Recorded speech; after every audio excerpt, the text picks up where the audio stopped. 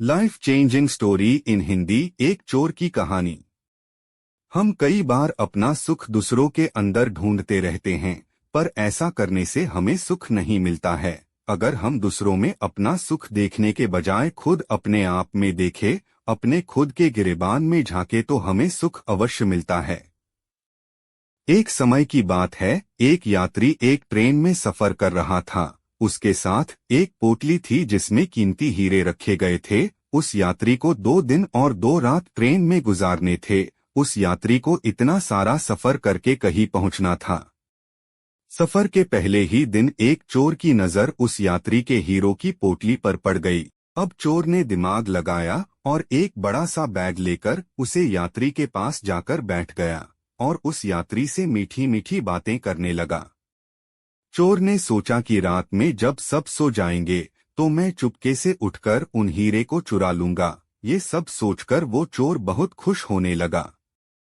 जब शाम का वक्त हुआ, 6 या 7 बज रहे थे, तब चोर सो गया, क्योंकि उसे रात में जागना था और हीरे चुराने थे, इसलिए ही वो जल्दी से सो जाता है।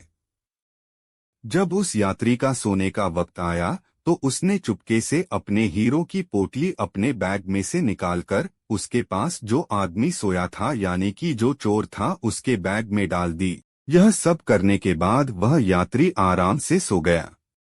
रात के जब 2-3 बज रहे थे, तब वो चोर उठा और उसने देखा सब लोग सो गए हैं। फिर उसने उस यात्री के बैग को अपनी तरफ खींचा और उस बैग को पूरा अच्छी तरह से जांचा, पर उसे उस बैग में कुछ नहीं मिला। चोर परेशान हो गया, लेकिन पूरी रात जांच करने के बावजूद भी उसे कुछ नहीं मिला। तब उसने देखा कि सुबह के 4 बज रहे थे, तब वह फिर से सो गया।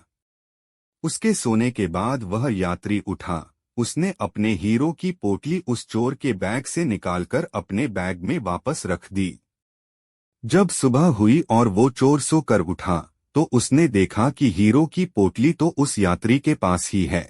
उसे लगा कि मैंने रात में कुछ गड़बड़ की है, शायद उस यात्री के बैग को अच्छे से चेक नहीं किया। उसने फिर से प्लान बनाया कि इस रात बैग को अच्छे से जांच करेगा।